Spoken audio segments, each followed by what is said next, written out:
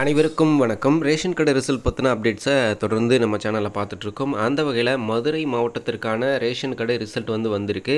So நேற்று இரவு வெளியான ரிசல்ட்டு.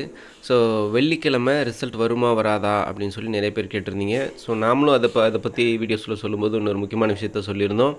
என்ன அப்படின்னாக்கா, எல்லா ரிசல்ட்டையும் இந்த மந்த் எண்டில் ஒரு 25ஆம் தேதிக்கு மேலே பப்ளிஷ் பண்ண பிளான் பண்ணியிருக்காங்க.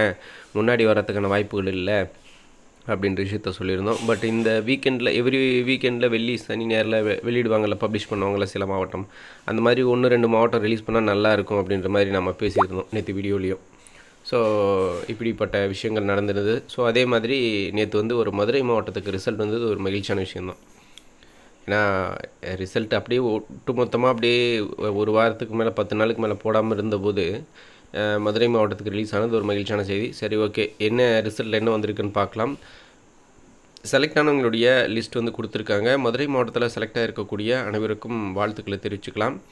ஸோ இதில் அவங்களுடைய நம்பர், நேம் அண்டு செலக்டர் லிஸ்ட்டும் கொடுத்துருக்காங்க. எல்லாமே ப்ரொஃபஷனல் செலக்டடாக. யாராவது வித்தெல்டு இருக்காங்களா அப்படின்னா இல்லை. வித்தெல்டு இருங்க பார்த்துக்கலாம். வித்தெல்டு ஒன்று இருக்குது. வித்தெல்டுனா ஒன்றும் இல்லை, அவங்க நீங்கள் சப்மிட் பண்ணியிருக்கக்கூடிய டாக்குமெண்ட்டில் ஏதாவது டவுட்ஸ் இருக்கும் அவங்களுக்கு. ஸோ அதை கிளாரிட்டி பண்ணுற மாதிரி அகைன் அவங்க கேட்கக்கூடிய ஆவணங்களை நீங்கள் சப்மிட் பண்ணணும். அதுதான் விஷயம். ஸோ பார்த்துருப்பீங்க லிஸ்ட்டு. ஓவராலாக பார்த்திங்க அப்படின்னா 135 பேர் சேல்ஸ்மேனில் செலக்ட் ஆகிருக்காங்க. அதே மாதிரி பேக்கரில் எவ்வளோ பேர் அப்படின்றது பார்த்தலாம்.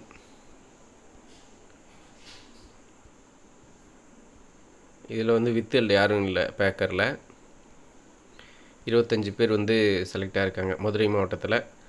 ஸோ செலக்ட் ஆன எல்லாருக்கும் வாழ்த்துக்களை தெரிவிச்சுக்கலாம்.